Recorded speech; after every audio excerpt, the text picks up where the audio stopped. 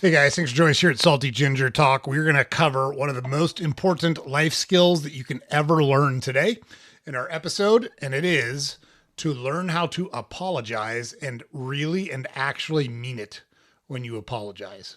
Most people think they know how to apologize, but they actually really suck at it. What we're talking about here is not saying sorry instead of saying what you want to say, which is, can we stop talking about this now? Can you stop being mad at me? Can I get out of this so I don't have to feel uncomfortable anymore? Those are not apologies, okay? A real apology is not about escaping consequences.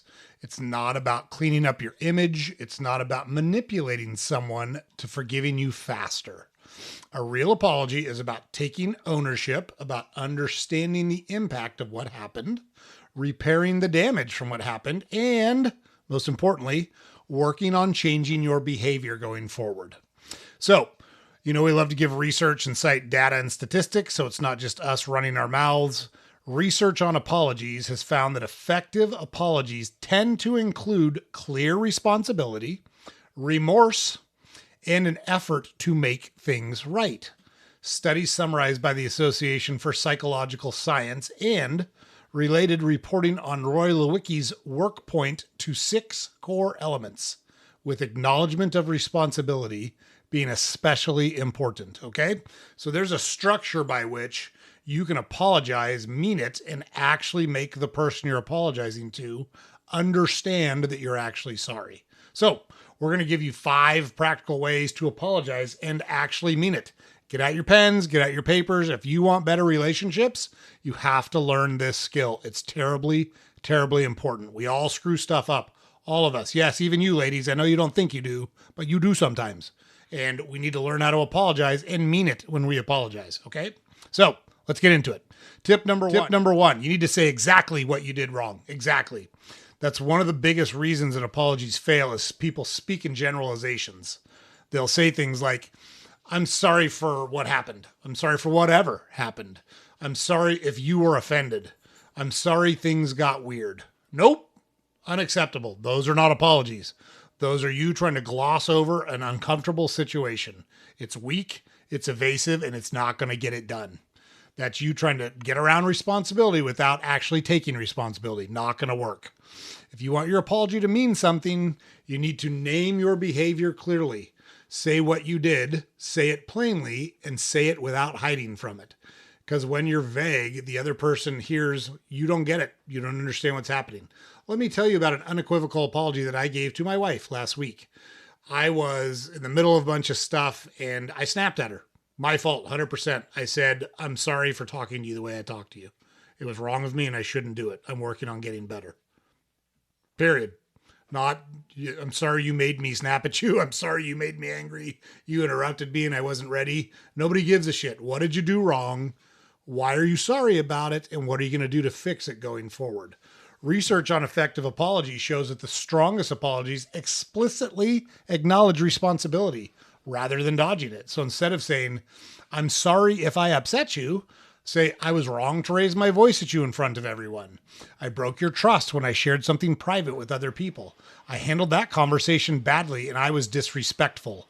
That's what ownership sounds like, okay? Real world example. Let's say a husband snaps at his wife in front of their kids after a stressful day. A fake apology sounds like, sorry, I've just had a lot going on. Nobody gives a shit that you've had a lot going on. That gives you the right to treat your wife that way, or women, your husband that way? It does not. A real apology sounds like this. I was wrong to speak to you that way in front of the kids. That was disrespectful and it wasn't fair of me. Now we're talking, okay? So our action item on this, today I want everyone to remember this sentence. I was wrong for. Then you finish it. That's your starting point. No if, no but, no because, no you made me. I was wrong for, and finish the sentence. That's how we start an apology, okay? Tip number 2, stop defending yourself in the middle of the apology. Nobody gives a shit. This is where people wreck the whole fucking thing. They start, okay, I'm sorry. Then here comes the garbage and the excuses and the reasons why it's okay for me to act like an immature idiot. I'm sorry, but I was tired. I'm sorry, but you were coming at me too. I'm sorry, but you know how stressed I've been. I'm sorry, but that's not what I meant. Okay? Not good enough. The word but does not belong in an apology. It has destroyed more apologies than bad intentions ever did. The moment you say but, you tell the other person, here's why my behavior wasn't really my fault. You might have played a part in it too. Now, are there times where context matters? Sure, but timing matters too. When someone is hurt or upset by what you did, your first job is not to defend your intent. That's what we all love to do. Your first job is to own the impact you created. That's the point of the apology. Research highlighted by psychological science shows that explanations are generally weaker components of an apology than clear responsibility and a commitment to better future behavior. So, if you really are sorry and you really want to convey that you're sorry, say, I was stressed, but that does not excuse how I acted. Better yet, take out the but. I was stressed. I still should not have handled it that way. There you go. That's maturity. That's discipline. That's accountability. Okay?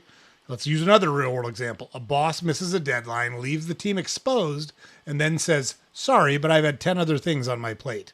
The team hears, so this is not actually your fault, and I shouldn't expect more from you. A better response is, I dropped the ball. I created extra pressure for the team. It's on me. That's honest. That's accountability. That is ownership. That's an apology. Your action item here is for the next week. If you need to apologize, the word but is not used in your statement. The word but is ostracized. It is outlawed from all of your statements. Remove it. It's got to go. No more but. You'll immediately hear how much cleaner and more believable your apology becomes. Okay? Tip number 3. Show that you understand the impact you created or the impact it had on somebody else. A lot of people think apologizing means admitting the action. That's a part of it. The other part of it is showing that you understand what your action did to the other person. Doesn't matter if you agree with the other person if they're important to you. Look, I tell people all the time, I apologize only when I'm sorry because it means something when I apologize. If I'm not sorry, your feelings are hurt and I'm not sorry, I will not apologize. You can have your hurt feelings and go do what you want to do. I don't care. When I am sorry, I mean it and I say it and I own it. Because people don't want to just know, do you admit what you did? They're asking, do you understand what it felt like to be me on the receiving end of it? That's what they want to understand. It matters. Research on apology and relationship repair emphasizes that remorse is more convincing when it reflects an understanding of the harm that the action, the words, whatever, caused. Don't just say, I'm sorry for what I said. Say, I understand what I said made you feel small or dismissed or unimportant. I can see how that embarrassed you. I understand why that damaged your trust in me. Those are acknowledgments of the impact on them, their feelings, okay? That shows that the other person is not just reacting to their anger. You are actually seeing what the outcome was, the harm, the pain, the discomfort that it caused, okay? Real world example. A friend forgets a major event in your life, maybe your birthday, maybe a family gathering, maybe something you told them mattered a lot to you. The shallow apology is, man, sorry, I forgot.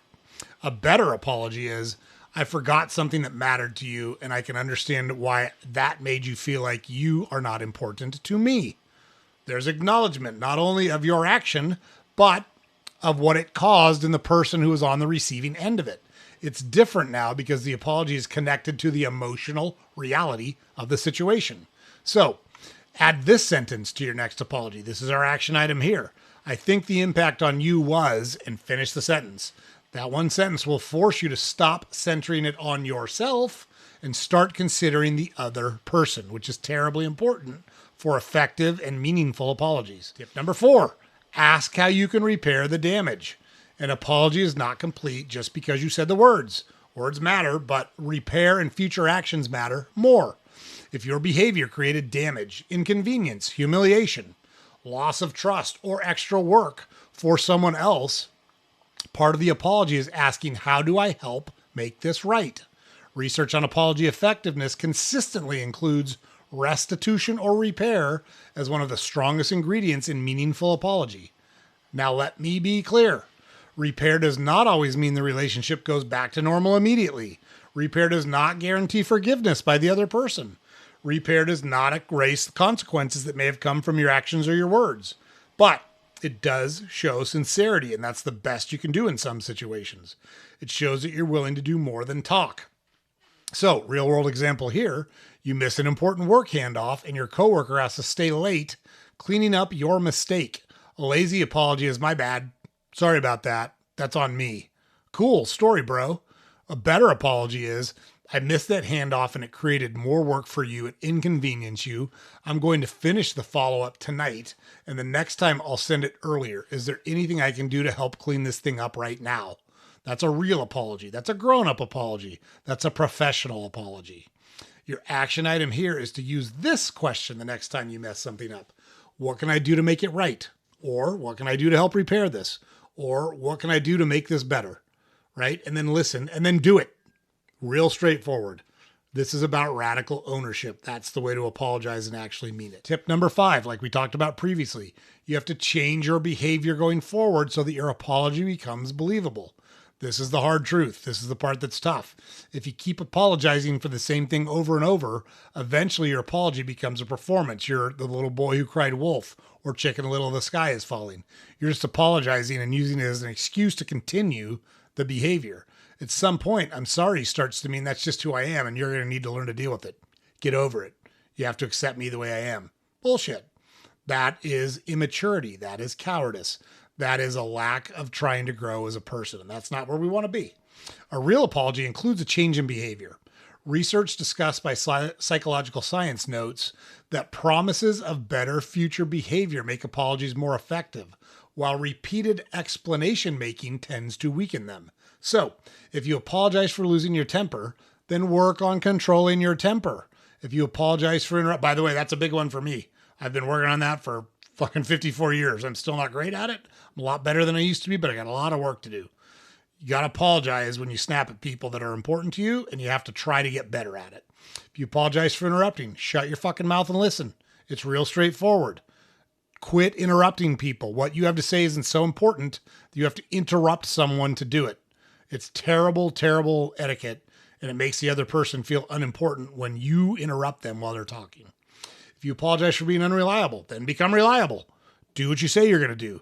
If you can't do something, say it up front. I'm not going to get that done. I'm not going to hit that deadline. I'm not going to be ready by then. Tell it up front so people aren't expecting it and then they're disappointed when you miss. The apology is the beginning. The changing of the behavior is the proof that you mean it down the road. So, real world example, someone says to their spouse every few weeks, I'm sorry I blew up again, but they never slow down. They never pause. They never change. They never work on it. They never fix it. Then the apology becomes meaningless over time. A real version sounds like this. I was wrong. I'm trying to get better at this. I'm going to start pausing before I respond. And if I feel myself escalating, I'm going to step away and come back calmer so we can have a productive conversation. It's not perfect. Might not be exactly what you're looking for, but it's honest and it gives the apology some teeth and it gives you some accountability. The action item here is after every apology, ask yourself, what specific behavior am I going to change to try to prevent this from happening again? Okay, that change in future actions is important. It's not a vague intention. It's not an all try. It's a change that you're committing to and you're going to be accountable for. Okay, so what is a real apology not? It is not, I'm sorry you feel that way. It is not, I'm sorry, but not, I already said I'm sorry, but what do you want? Not mistakes were made, right? That's broker speak. That's what politicians say when they want to evade a question. It's weak language from people who want relief without responsibility. A real apology sounds more like this. I was wrong. I understand how it affected you. I want to repair what I broke. I'm going to change my behavior. That is what accountability sounds like. That is what maturity sounds like. And honestly, it's what strength sounds like. You have to be strong to admit you're wrong. You have to be strong to take ownership of your mistakes. You have to be strong to have the conviction to fix those mistakes going forward. It takes more strength to own your mistakes than it does to defend your ego. We got to quit defending our egos and our feelings and own our stuff. Very, very important. If you want better relationships, you want to be a better leader, you want better trust and have people trust you, you want to develop better character, learn to apologize like you actually mean it. Use those tips we just gave you. It will work. Trust me, as someone who's made literally thousands of apologies genuinely for stuff I have screwed up. Okay. James puts it up every day. Head over to our website, saltygingertalk.com. All the podcast episodes are there. Links to all the social media accounts are there. Publish a newsletter every weekday you can subscribe to on our website. Make sure you like, share, comment, subscribe to our podcast, whatever platform you consume it on. We publish 4 episodes a week. We do a live stream every Thursday night at 6 p.m. Eastern.